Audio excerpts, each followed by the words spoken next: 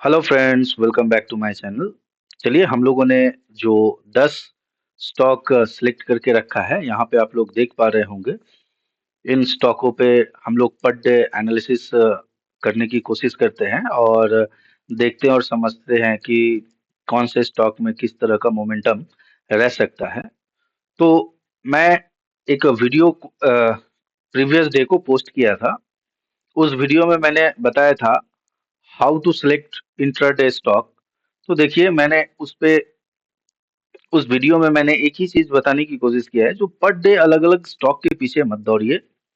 मैं अभी दिखाऊंगा यहाँ पे ये जो 10 स्टॉक हम लोग करीबन 2 हफ्ते से जो एनालिसिस कर रहे हैं, उन स्टॉक में हमें बाई और सेल के लिए एक जबरदस्त मोमेंट मिल रहा है कि नहीं, और उस मोमेंट को हम लोग कैच करने की कोशिश कर रहे हैं कि नहीं। तो जो अगर नए व्यूअर्स होंगे तो उनको भी मैं कहना चाहता हूँ, जो पर डे स्टॉक स्कैनर के पीछे मत दौड़िए।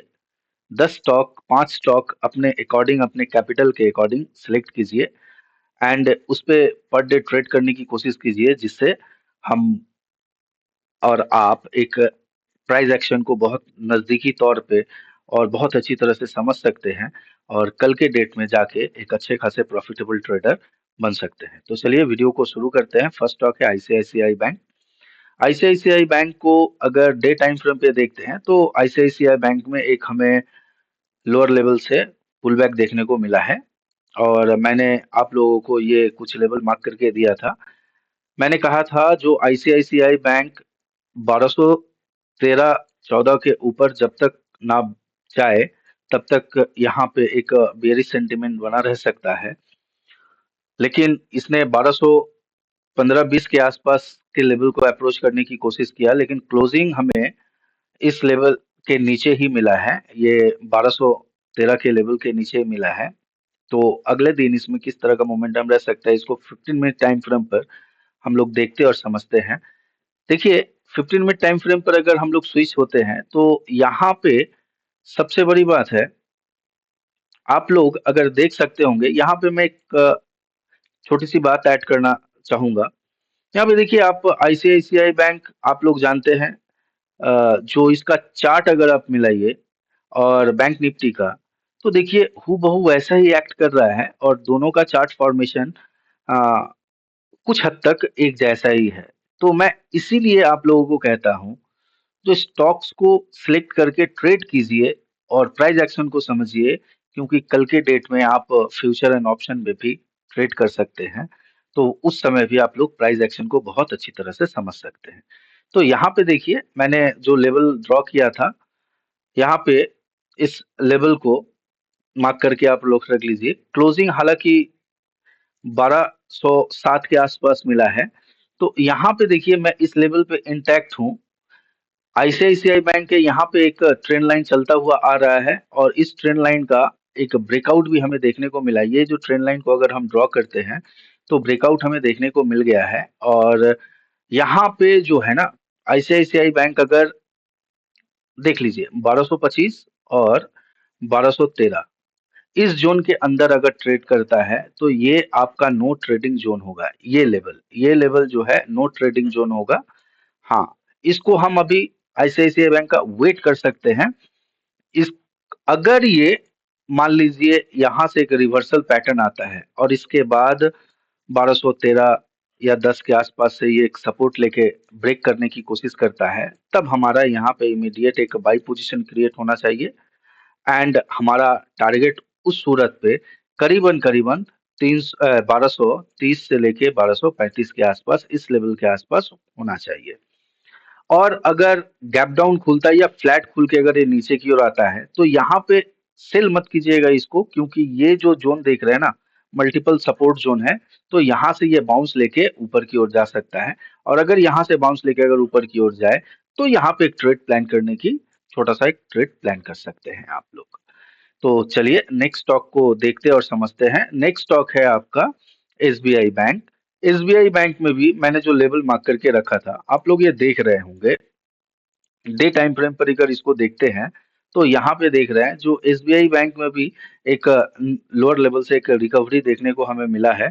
और ये आप पैटर्न देख रहे हैं, ये मॉर्निंग स्टार पैटर्न का मॉर्निंग स्टार पैटर्न है।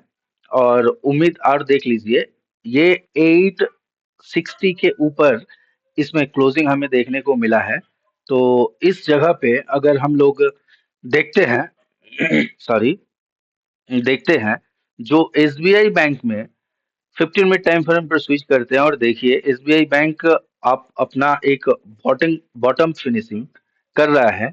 और इसको हम लोग बहुत अच्छी तरह से समझ पाएंगे क्योंकि देखिए यहाँ पे ये एक राउंडिंग बॉटम का फॉर्मेशन कर रहा है।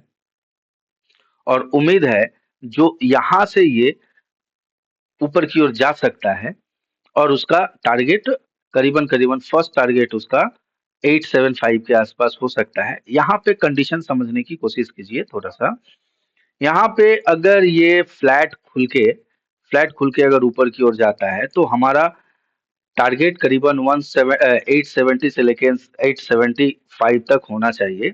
और अगर ये गैप डाउन खुलता है तो यहाँ से इसमें फिर एक फॉल देखने को मिलेगा क्योंकि ये जो ट्रेंड लाइन को ये सपोर्ट करके जा रहा था, अगर इसके नीचे अगर ये इस ट्रेंड लाइन को ब्रेक करता है, ये जो ट्रेंड लाइन या इसके नीचे अगर 859 के नीचे अगर ओपन होता है तो यहाँ से हम फिर इसमें एक फॉल देख सकते हैं जो कि इस लेवल तक, इसके जो प्रीवियस स्विंग लो है यहाँ तक ये आ सकता है। तो इस सूरत पे हम इसको सेल करने की कोशिश नहीं करेंगे। क्यों नहीं करेंगे?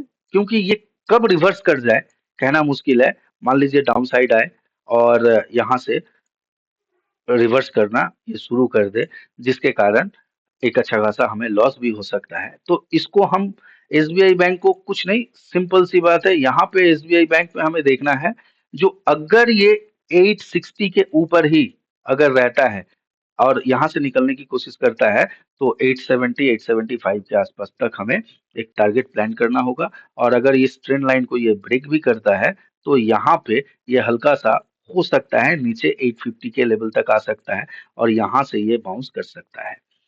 तो चलिए नेक्स्ट स्टॉक देखते हैं और समझते हैं। नेक्स्ट स्टॉक है आपका एचसीएल टेक। एचसीएल टेक में एक जबरदस्त मूवमेंट हम लोगों ने कैच किया है और मैंने आप लोगों को कहा भी था जो ये जो जोन देख रहे हैं ना, ये जो जोन, इस लेवल के अंदर कोई ट्रेड नहीं होगा।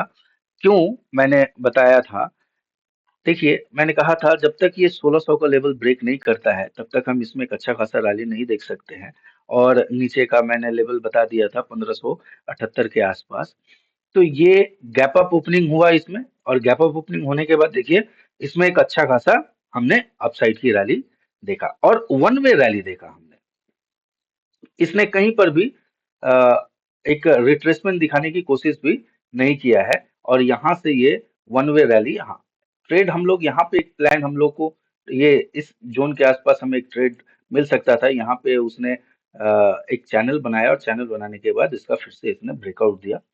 तो देख रहे हैं ना, लेवल को समझने की कोशिश कर रहे हैं। जो 1600 के ऊपर यहाँ पे बायर्स एक्टिव, कौन से लेवल के ऊपर बायर्स एक्टिव होंगे, कौन से लेवल के ऊपर सेलर एक्टिव होंगे, कौन सा लेवल कौन सा लेवल जो है बायर्स एंड सेलर्स के लिए इंपॉर्टेंट है, ये सारे लेवल का ख्याल रखिए। जिससे क्या होगा, आपका विनिंग रेशियो ना बहुत ज्यादा बढ़ता जाएगा और आपका एक्यूरेसी लेवल भी बढ़ता जाएगा। तो इसने सिंपल सी बात है, ये यहाँ से 1600 के ऊपर ओपन होने के बाद एक वन वे रैली दिखाया है। तो यहाँ पे अगले दिन हम क्या कर सकते हैं? देखिए यहाँ पे जो है ना, इसको ये इसका एक फ्रेश जोन निकल के आ रहा है। इसको ये जोन मैंने मार्क कर दिया, ये लेवल आपका निकल के इसकी क्लोजिंग प्राइस के आसपास ही आ रहा है 1640 के आसपास। यहाँ पे देखिए दो चीजें हो सकती है, इसको सेल मत कीजिएगा क्योंकि ये 1630 उसके बाद 1620 15 इसका एक सपोर्ट है। उम्मीद है जो अगर ये फ्लैट अगर ओपन होता है और ओपन होने के बाद अपने हाई को निकालता है तो यहाँ से इमीडिएट एक बाई होना चाहिए और एक छोटे से एसएल लेके यहाँ पे एक बाई कर सकते हैं और इसमें एक अच्छा खासा ऊपर रैली देख सकते हैं, कंटिन्यू रैली ये कर सकता है अपना। और अगर ये नीचे की ओर आता है तो इन जो मैंने 1630 1620 25 के आसपास ये सपोर्ट लेके फिर अपने अप ट्रेंड को कंटिन्यू कर सकता है। तो यहाँ पे जैसे ही अगर ये फ्लैट ओपन होके अपने हाई को ब्रेक करता है तो यहाँ पे इमीडिएट बाइंग हो सकता है। और अगर ये नीचे की ओर आता है तो देखना होगा जो 1630 और 1625 के आसपास अगर ये सपोर्ट लेके अगर फिर से ऊपर जाने की कोशिश करता है तो यहाँ पे हमारा इमीडिएट बाइंग। तो इसको हम कल बाइंग के लिए ही देख सकते हैं। इस पे सेलिंग को इग्नोर कीजिए, सिर्फ और सिर्फ एचसीएल टेक में बाइंग को ही लेकर चलने की कोशिश करेंगे। चलिए नेक्स्ट स्टॉक देखते हैं और समझते हैं। नेक्स्ट स्टॉक है आपका टाटा मोटर्स। और टाटा मोटर्स में देखिए मैंने क्लियर कट आप लोगों को बता दिया था। जो जोन देख रहे हैं ना, मैंने बोला था सेल मत कीजिएगा, क्रूशियल इंपॉर्टेंट सपोर्ट है इसका। गैप अप ओपनिंग हुआ, गैप अप ओपनिंग होने के बाद इसमें एक फॉल, उसके बाद ये देखिए धीरे धीरे धीरे धीरे अपने अपसाइड की रैली को कंटिन्यू किया। मैंने यहाँ पे ये चीज भी आप लोगों को कहा था, एक चैनल मैंने ड्रॉ किया था, अरे मैंने कहा भी था जो ये एक पोल एंड फ्लैग पैटर्न का ब्रेकआउट हो सकता है। यहाँ से जो आप लोग देख रहे हैं ये जो चैनल था ना, मैंने आप लोगों को कहा भी था जो ये पोल एंड फ्लैग पैटर्न का ब्रेकआउट दे सकता है। हालांकि बहुत ऊपर गैप अप ओपनिंग हुआ, वहां से इसमें सेलिंग आया।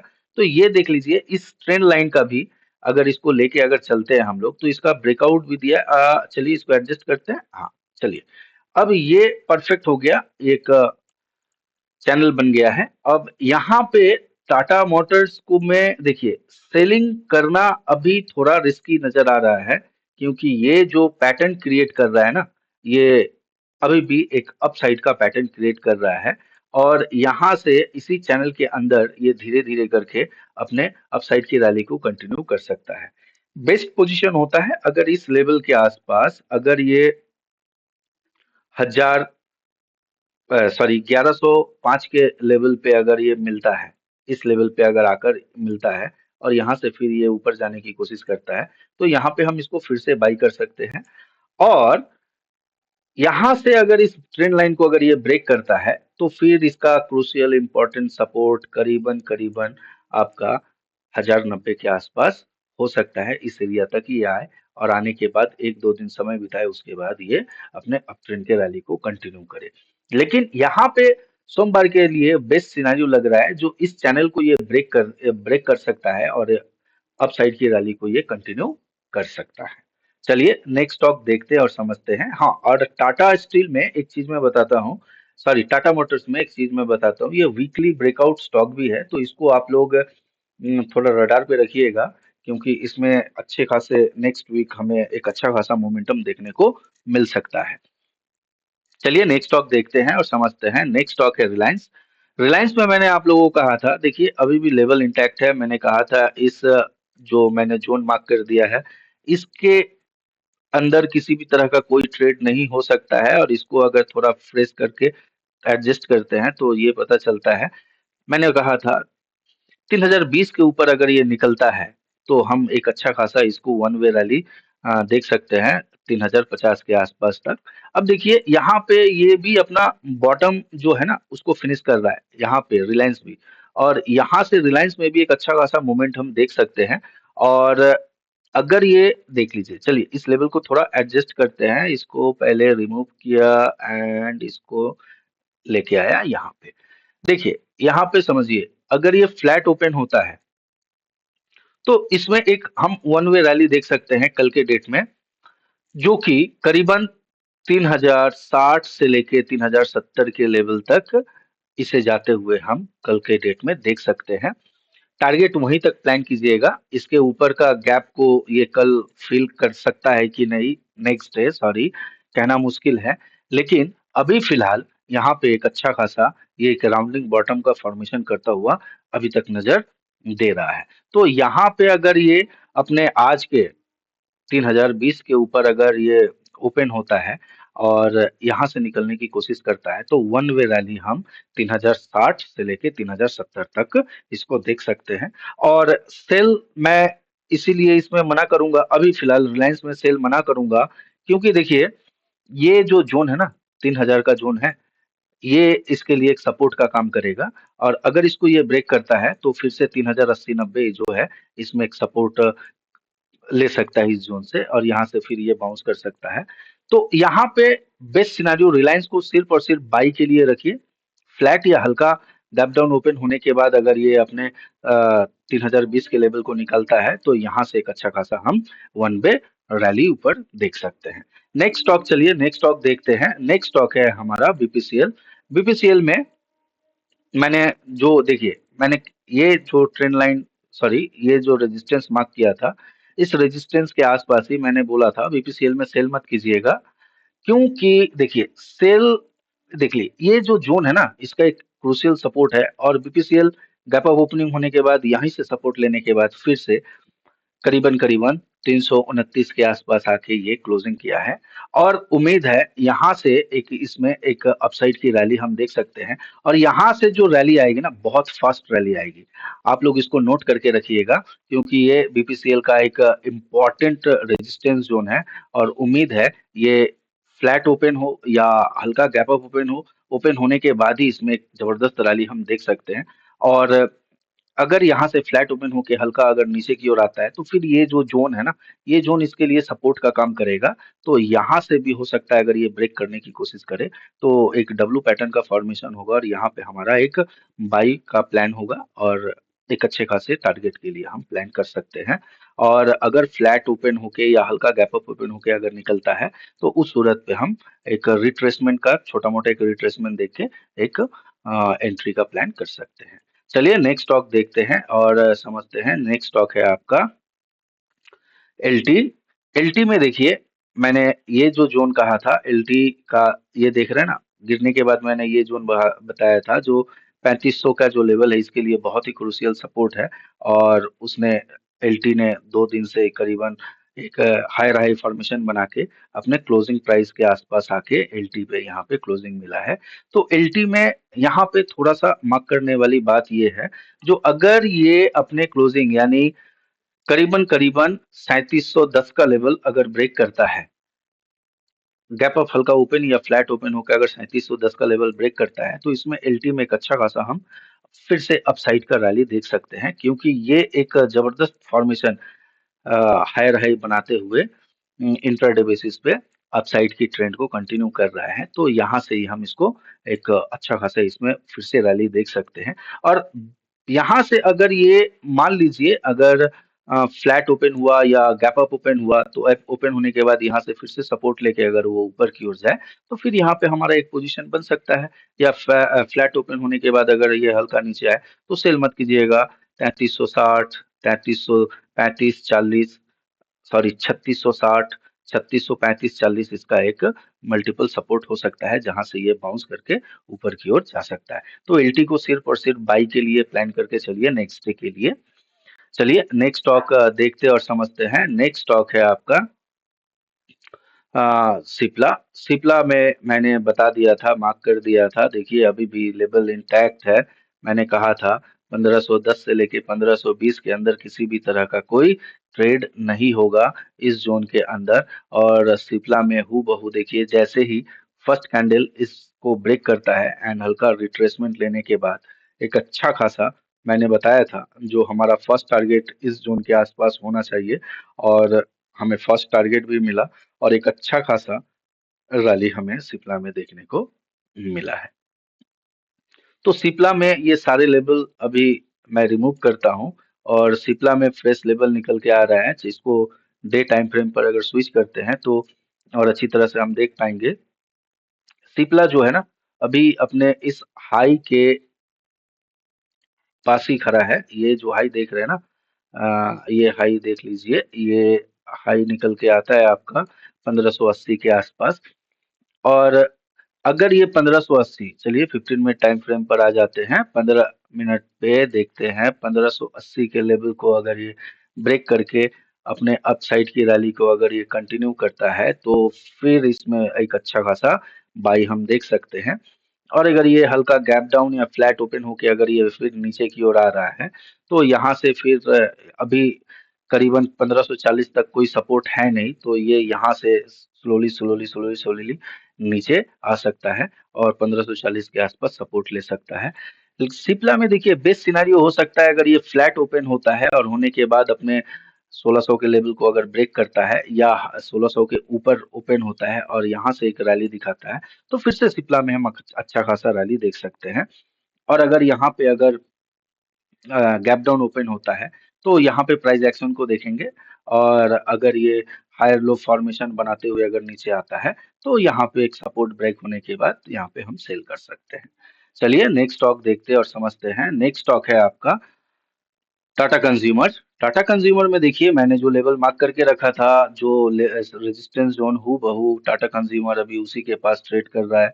और अभी भी मैं इसमें कोई ट्रेड करने के लिए नहीं बोलूंगा, क्योंकि ये अभी भी साइडवेज रह सकता है। और इसने यहाँ पे अगर देखा जाए तो इसमें एक अच्छा खासा रेंज क्रिएट हुआ है, ये रेंज मार्क करके रख लीजिए। जब तक ना ब्रेकआउट, जिस तरह से देखिए रिलायंस में मैंने बताया, ठीक अभी सेम कंडीशन टाटा कंज्यूमर का निकल कर आ रहा है। चलिए नेक्स्ट स्टॉक देखते हैं। नेक्स्ट स्टॉक है आपका हिंडाल्को।